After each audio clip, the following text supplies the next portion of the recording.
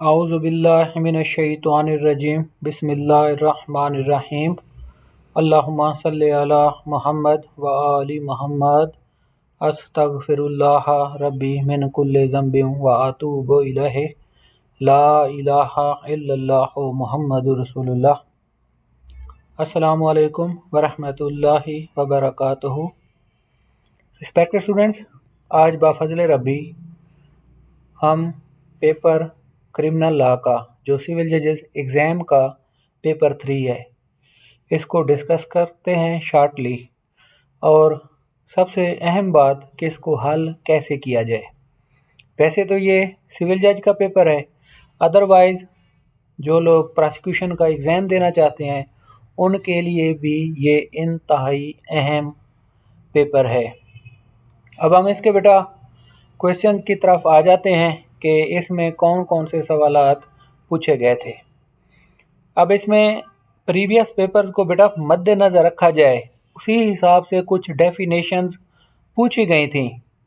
तो आप लोगों को इस पेपर में मुतारिफ़ कराई जा रही हैं क्रिमिनल लॉ की अहम डेफिनेशंस वगैरह, बल्कि कुछ ऐसे लैटिन के वर्ड्स जो क्रिमिनल लॉ में भी और सिविल लॉ में भी बहुत ज़्यादा मशहूर हैं और एग्ज़ामिनेशन में चाहे आपका रिटर्न है या इंटरव्यू है, ये बेटा तारीफ़ें डेफिनेशंस वगैरह अक्सर औक़ात पूछ ली जाती हैं।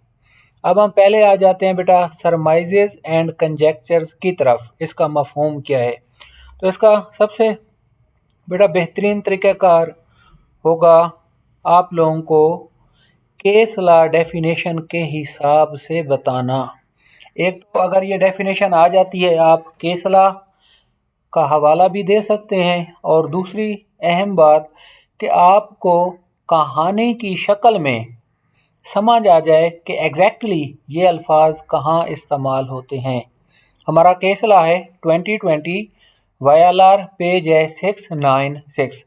बेटा इसका ब्रीफ सुन लें। FIR हुई, उसके बाद इन्वेस्टिगेशन, फिर ट्रायल हुआ, मुल्ज़मान बरी हो गए, एक्विटल हो गई। अब इसका आप उर्दू में आम सादा मफ़हूम सुन लें। बेटा ये सरमाइज़ेस एंड कंजेक्चर्स क्या हैं? खाम ख्याली without strong and cogent evidence बात करना, सुनी सुनाई, इधर से बात सुनी उधर से सुनी, वो अदालत में कर दी। अब बेटा कोर्ट में हर चीज़ प्रूव होनी है बियॉन्ड शेडो ऑफ डाउट। ये हमारा क्रिमिनल लॉ का बेसिक प्रिंसिपल है। अब इसमें क्या हुआ? गवाहन ने कोई एक या वाज़े बात ही नहीं की। अब एक ऐसी बात जिसे हम सादा अल्फाज में कहते हैं उर्फ़ आम में, जिसके पाँव ही ना हों, विदाउट बेसलेस, विदाउट प्रूफ बात कर देनी, गोल मोल बात करनी, मैंने इधर से सुना उधर से सुना, या वो कहानी जो अक्ल सलीम तस्लीम ही ना करे, उसको बेटा सरमाइज़ेस एंड कंजेक्चर्स कहा जाता है। उसके अलावा हमने बेटा ये डेफिनेशन में सवाल दिया हुआ है फंक्टस ऑफिशियो। इसका क्या मतलब है? ऐसे जो केस लॉ है ना, इसमें सिविल लॉ के पॉइंट ऑफ व्यू से इस बात को डिस्कस किया गया है। बेटा ये साइटेशन आप लोगों के सामने है, आप लोग पढ़ सकते हैं। अब इसका मफ़हूम ये है कि जब अदालत कोई हुक्म दे दे या कोई काम कर दे, अपील है, रिवीजन है, रेमेडी पार्टीज़ के पास वो ऊपर वाले फोरम में जा सकते हैं। ट्रायल कोर्ट का जो अख्तियार है ट्रायल कोर्ट में, बेटा मैं आपको सिंपल सी मिसाल देता हूँ। फ़र्ज़ किया क्रिमिनल केस है, रॉबरी का है, डकैती का है, कत्ल का है। ऑनरेबल कोर्ट ने एक दफ़ा फ़ैसला कर दिया, हतमी सज़ा कर दिया या बरी कर दिया। अब ऑनरेबल कोर्ट फंक्टस ऑफिशियो हो चुकी है, रिव्यू नहीं हो सकता, उस फैसले में तब्दीली नहीं हो सकती। सिविल लॉ के हिसाब से बेटा ये बाज़ औक़ात सिविल कोर्ट कंडीशनल आर्डर करती है। कैसे कि जब फाइनल आर्डर पास किया एग्रीमेंट टू सेल वगैरह में कोई रिमेनिंग अमाउंट है तो ऑनरेबल कोर्ट आर्डर कर देती है कंडीशनल आर्डर कि इतने दिनों में बकिया रकम जमा हो जाए। अगर पार्टी नहीं करती तो ऑनरेबल ये भी कोर्ट हुक्म कर देती है कि सूट डिसमिस तस्वर होगा। इन हालात में भी बेटा कोर्ट फंक्टस ऑफिशियो हो चुकी है। अब पार्टीज रिवीजन अपील व्हाट्सएवर जो भी उनके पास रेमेडी है वो अवेल करेंगे। लेकिन एग्रीमेंट टू सेल में साफ ज़ाहिर है कि दावा डिग्री हो चुका है कंडीशनल। अगर कोई एग्रीव्ड है, अक्सर औकात ये होता है कि प्लेंटिफ नहीं मैनेज कर सकता पैसों का इतने दिनों में, तो वो अपील में चले जाते हैं कि जी दिन वगैरह बढ़ाए जाएं। इसके अलावा बेटा जो हमने डेफिनेशन देखी थी, फंक्टस ऑफिशियो हो गया, सरमाइजेज एंड कंजेक्चर्स हो गया, और आप लोगों को बेटा ये कुछ ना कंसेप्ट थे प्रपोजिशन की शक्ल में, वो भी आप लोगों को बता देते हैं। लेकिन वही डेफिनेशन पोर्शन में पर्सोना डेजिग्नेटा, ये बेटा बहुत मशहूर वर्ड है, बहुत ज़्यादा ये डिस्कस होता है। क्रिमिनल कोर्ट सीआरपीसी के ताबे जो एरिया मजिस्ट्रेट है बेटा वो ये अख्तियार इस्तेमाल करता है एज ए पर्सोना डेजिग्नेटा, जो उसका एडमिनिस्ट्रेटिव या एग्जेक्टिव अथॉरिटी है, ना कि वो इस वक्त काम बतौर जुडिशल मजिस्ट्रेट करता है। कैसे बेटा, आपको मिसाल दे रहे हैं। अब पुलिस रिपोर्ट है, कैंसिलेशन रिपोर्ट की बेटा आपको मिसाल देते हैं। इवन देन 302 पीपीसी कत्ल अहमद की कैंसिलेशन रिपोर्ट है। पुलिस ने क्या कंक्लूड किया, ओपिनियन क्या है कि जी कत्ल इस शख्स ने नहीं किया, मुलजिम ने। रीजंस होती हैं क्या कि खुदकुशी का केस है लेकिन झूठा केस दर्ज हुआ था। इलाका मजिस्ट्रेट साहब के पास पुलिस रिपोर्ट आ गई। मीनवाइल कंप्लेनेंट को नोटिस करते हैं, मुलजमान को भी, दोनों लोग आर्गूमेंट्स करते हैं। तो इलाका मजिस्ट्रेट साहब बेटा ये एग्री कर जाते हैं पुलिस रिपोर्ट से। उनका ये हुक्म बतौर पर्सोना डेजिग्नेटा है। इसके खिलाफ ऑनरेबल हाई कोर्ट में रेट लाए करेगी। अब ये जो आप लोगों के सामने केस है बेटा ये PLD 2020 honourable Lahore high court का है। इसमें फैक्ट्स ये थे, कोई मेडिको लीगल सर्टिफिकेट का मामला था। इलाका मजिस्ट्रेट साहब ने डिसमिस की, तो उसके खिलाफ पार्टीज़ रिवीजन वगैरह में चली गई, फिर ऑनरेबल हाई कोर्ट में आ गए। तो ऑनरेबल हाई कोर्ट ने ये होल्ड किया कि मजिस्ट्रेट का ये आर्डर बतौर पर्सोना डेजिग्नेटा है। बेटा इसके फैक्ट्स वगैरह आप लोग पढ़ लीजिएगा, पहले भी शायद काफ़ी दफ़ा आप लोगों को ये बता चुका हूँ, लेकिन आज इसका मफहूम मतलब समझाना बताना था शॉर्टली आप लोगों को, ताकि इसका पता चल जाए। बेटा अब हम पेपर की तरफ दोबारा आते हैं। डेफिनेशन पोर्शन में बेटा आप लोगों को ये तीनों बता दिए, सरमाइजेज, कंजेक्चर्स, पर्सोना डेजिग्नेटा, फंक्टस ऑफिशियो, और नेक्स्ट था ये examination of accused under section 340।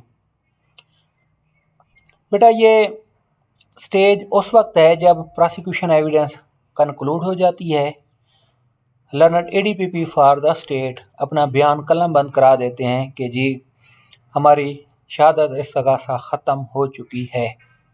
उसके बाद फिर ऑनरेबल कोर्ट एग्जामिन करती है अक्यूज़्ड को। बेटा ये 3 सेक्शंस इकट्ठे पढ़े जाते हैं, 342, 340 और 364। उनके ताबे परफार्मा होता है, एक सेटल्ड है जो जज साहबान को ट्रेनिंग के दौरान बता दिया जाता है। वैसे भी ये फॉर्मेट्स वगैरह देख लेते हैं, उसी के हिसाब से ये सेटअप होता है। बेटा ये कोर्ट एग्जामिन करती है अक्यूज्ड को कि जो कुछ प्रोसिक्यूशन एविडेंस हो चुकी है, मुलजिम के खिलाफ क्या क्या सबूत आया है, और मुलजिम को ये मौका दिया जाता है कि वो क्या खुद बतौर गवाह पेश होना चाहता है या अपनी सपोर्ट में, कोरैबोरेशन में जो मुलजिम का मौक़िफ़ है गवाहन पेश करना चाहता है, या कोई डॉक्यूमेंट्री एविडेंस वगैरह। बेटा ये इस चीज़ को डील करता है। उसके बाद लास्टली हमने पूछा था मजिस्ट्रेट साहब की पावर्स क्या हैं अंडर सेक्शन 173। बेटा जब चालान आ जाता है इलाका मजिस्ट्रेट के पास, अक्यूज्ड कॉलम नंबर 2 में कौन से होते हैं, जो बेगुनाह पुलिस की ओपिनियन में हो चुके होते हैं। कॉलम नंबर 3 में अंडर अरेस्ट होते हैं। कॉलम नंबर 4 में ऑन बेल होते हैं। तो इलाका मजिस्ट्रेट साहब जो मुनासिब समझते हैं किसी को डिस्चार्ज कर दें, उनका ये अख्तियार है। अदरवाइज समनिंग कर लेते हैं अगर सफिशेंट एविडेंस सफ़ा मिसल पर मौजूद है।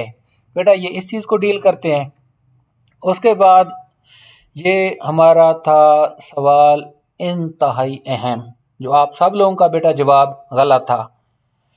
इसका जवाब आप लोग सुन लें, ये honourable Lahore high court Lahore का ही बेटा ये फैसला है। अब ये साइटेशन बेटा नोट कर लो। ब्रीफ फैक्ट्स इस केस के इस तरह थे कि कोई शख्स इलाका मजिस्ट्रेट साहब को अंडर सेक्शन 100 एप्लीकेशन देता है कि जी इलीगल अनलॉफुल कन्फाइनमेंट में कोई बंदा है, तो उसके लिए आप सर्च वारंट जारी करें। आप सब लोगों ने ऑर्डर कर दिया था, बेटा ये जवाब गलत था। Judgement honourable Lahore high court की है। इसके अलावा सुप्रीम कोर्ट के भी फैसला जात हैं। मुख्तसर ये कि जब से सेपरेशन ऑफ पावर्स हो चुकी हैं 1994 से शरफ अफरीदी वाला केस, उसके बाद अब इलाका मजिस्ट्रेट साहब जुडिशल मजिस्ट्रेट साहब के पास ये पावर है ही नहीं सेक्शन 100 वाली। सेक्शन 100 के ताबे इलाका मजिस्ट्रेट साहब ये अख्तियार इस्तेमाल नहीं कर सकते क्योंकि ये एग्जेक्टिव ड्यूटी है। लेकिन मजिस्ट्रेट साहब ने according to judicial duties judicial magistrate के ये अख्तियार इस्तेमाल करना है। बेटा ये इंशाल्लाह ताला केस ला भी मैं आप लोगों को भेज दूंगा, आप लोग मज़ीद पढ़ लीजिएगा। इस केस में ये होल्ड हुआ था। उसके अलावा बेटा नेक्स्ट सवाल हम देख लेते हैं। ये क्वेश्चन नंबर 2 था। ये नंबर 3 आप लोगों ने ठीक जवाब दिया था, म्यूटेटिस म्यूटेंडिस का, पीपीसी में जिनकी सज़ाए मौत है। बेटा ये तकरीबन 13 या 14 सेक्शंस बनते हैं पीपीसी के जिनमें सज़ाए मौत है। दोबारा आप लोग देख लीजिएगा। क्रिमिनल कंस्पिरेसी वगैरह ठीक था आप लोगों का। बेटा ये offences under special court jurisdiction and ordinary criminal court jurisdiction. बेटा वेरी सिंपल ये है कि जो पीपीसी और सीआरपीसी के ताबे, पीपीसी के ताबे ऑफेंस हुआ और सीआरपीसी के ताबे ट्रायल हुआ, तो नॉर्मली जो हमारे इलाका मजिस्ट्रेट साहब होते हैं, कोर्ट ऑफ सेशन होती है, ये ऑर्डिनरी क्रिमिनल कोर्ट्स इनको कहा जाता है। स्पेशल ये कहाँ हैं, जैसे एटीसी हो गया एंटी टेररिज्म कोर्ट, सीएनएसए हो गया, एंटी करप्शन हो गया, नैब हो गया, एफएए हो गया, वो बेटा स्पेशल क्रिमिनल कोर्ट्स हैं।